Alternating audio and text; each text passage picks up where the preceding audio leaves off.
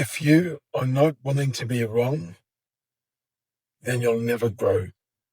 That's a quote that I heard the other day, and I absolutely love it because it resonates with me entirely. And I find that something that we have in today's society is the issue of being wrong. We're actually admitting to ourselves that we are wrong, which is why we have so many issues when it comes to communication and talking to friends and family, and if we have opposing views, who's right, who's wrong. So many times our focus is on wanting to be right. The only thing we don't want to be is wrong. We have this attitude to being wrong. I'm not quite sure who said that quote, but it does align with a lot of psychologists that I follow, like Carol Dweck. She focused on the growth mindset. She believed that failures created the opportunities for growth. The process of going through that, what happens to your mind. Jordan Peterson is the same. He often talks about humility, chaos versus order. Often talks about, the risk of being a fool in order to become a master. And John C. Maxwell, he's well known for the concept of like failure is actually the price of success. So when we look at that and what can we take from that is that being wrong is very essential for your personal growth. It's in fact one of the main, if not the only prominent ingredient. When you want to grow, it teaches you a certain amount of humility because you have to say, I didn't know or I was wrong. And you need humility to be sincere when you say that. Mistakes often are our teachers. We make mistakes, but we make them because more often than not, we weren't aware that we were making a mistake. And only because we created that mistake, we learn from it and we've learned something different. Something that we can pass on, something that we can help somebody prevent making. That mistake was essential for our growth and our development. If we don't learn from it, we're just doomed to keep repeating it until we can admit that we were wrong with the sense of humility. That's the first step. And that first step comes with the recognizing, like, are you satisfying your ego or are you focused on personal progress? You can't protect your pride and grow at the same time. As an example, in my industry, in the gym, if you're a beginner, and you see, in that phrase is also like we're all beginners no matter how much of a master we are. But in a phrase like that, you go to the gym and beginners that think they know what they're doing put themselves at a high risk of injury. So when you go and help them and correct them, they struggle to admit that they don't know what they're doing, that they may got their information somewhere else, but they risk themselves from creating injury. And even if you do show them something and correct them, the ones that look and take something from that, they just create another tool to their repertoire. They grow quicker, they develop faster, they get better results. So it's not about telling them, look, this is what you're doing wrong. It's about saying, look, this is what I think would help you. They can keep doing what they're doing, but they take on this next bit of information. So they actually have another tool to their toolbox, purely because they were open to listening and realizing there's always room for improvement. Let's say that I'm just the pristine, divine person I think I am, and I don't make any mistakes and I'm never wrong. And there's a situation that upsets me. The fact that I'm able to look at that and take accountability for, okay, if it upsets me, the only person in control of my emotions is me. So even though I may feel I did everything right, if I'm honest with myself, there's something there that I could have done better. There's something I could have improved on.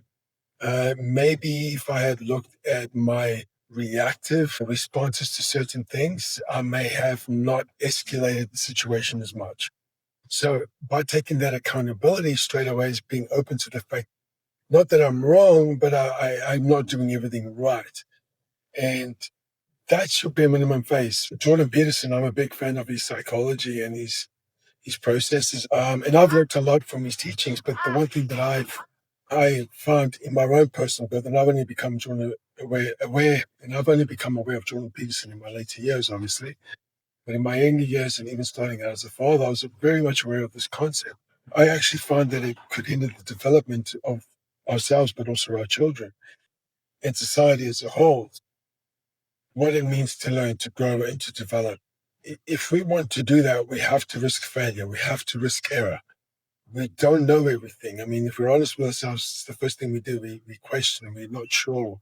We look to social media for answers. We know that about ourselves. So being aware that in order for me to take a risk, I have to accept that I'm going to make a mistake and there's going to be failure. Like Jordan Peterson said, if you're not willing to make a fool of yourself, you'll never become the master. And every time you get into this like chaotic mess, he calls it, it's this place of where you don't have all the answers. You want to act like you have all the answers because you want to feel confident and you want people to have trust in you. But you put yourself and then you're open to that. That is what you're going to learn. You're going to learn what you did wrong, what worked, what didn't work, and you're going to come out of it with so much more knowledge rather than if you went in there just holding on to your belief system, saying that your way is the right way and people have to fit in, as opposed to you realizing how you can adjust it and make it better for everybody. And how does this play in today's culture that causes these issues? It's like, I think in culture we have a fear of making people feel bad, of we don't want to offend people anymore. We don't want to be offensive. And sometimes calling out somebody on their failures or their mistakes, we don't do that because we don't want to upset them and we don't want them to take it the wrong way. It happens with parents, teachers, leaders. Often they soften feedback to avoid calling out real failures. I can understand that there's compassion to that.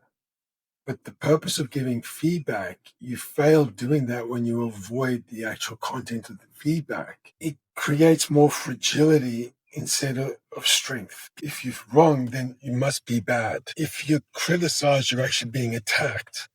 There's this misinterpretation that happens. As a result, we get defensive. We have a low resilience and we just avoid the challenge. And I think that's the biggest issue we have now as a society. In our relationships with people, with each other, and even with ourselves. We don't want to admit to ourselves that we're wrong. We're not even open enough for that. I think it's really important because being wrong will also teach you resilience to keep trying, and keep making an effort. You will have one failure after another, after another, after another. But small failures often build strength for bigger ones. We get used to it. We get resilient with it. We're able to accept it.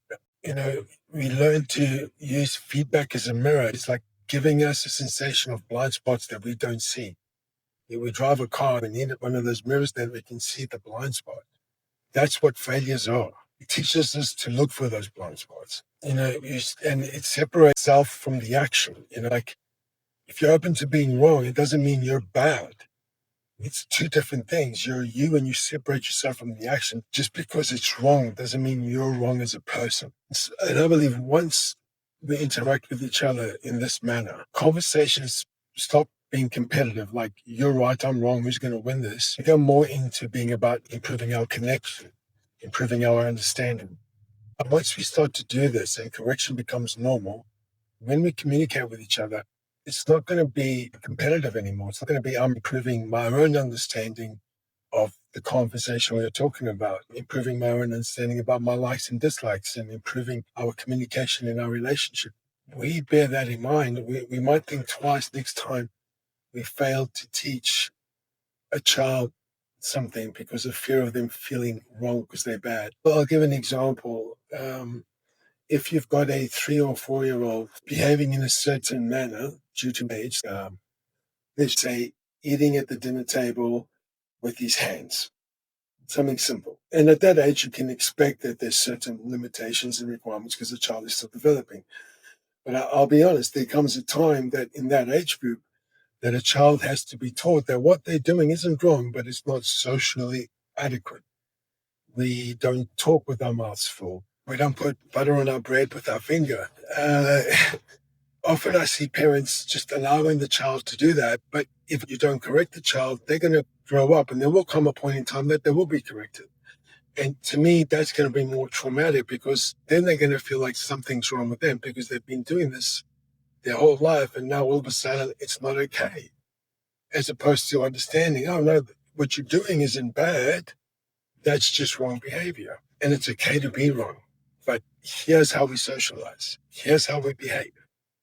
If a teacher avoids telling a child that their answer is wrong, they're not going to ever understand the importance of accuracy. And then later on in life, accuracy is important and it will blindside them.